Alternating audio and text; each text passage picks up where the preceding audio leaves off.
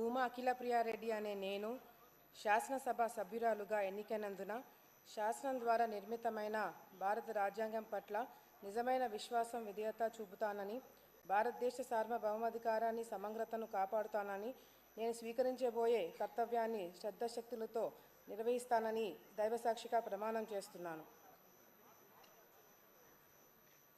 ఆంధ్రప్రదేశ్ శాసనసభ సభ్యురాలునైన భూమా అఖిలప్రియారెడ్డి అనే నేను సభా నియమాలకు కట్టుబడి ఉంటానని, వాటిని అనుసరిస్తానని, సభా మర్యాదలను కాపాడుతానని, సాంప్రదాయాలని గౌరవిస్తానని దైవసాక్షిగా ప్రమాణం చేస్తున్నాను.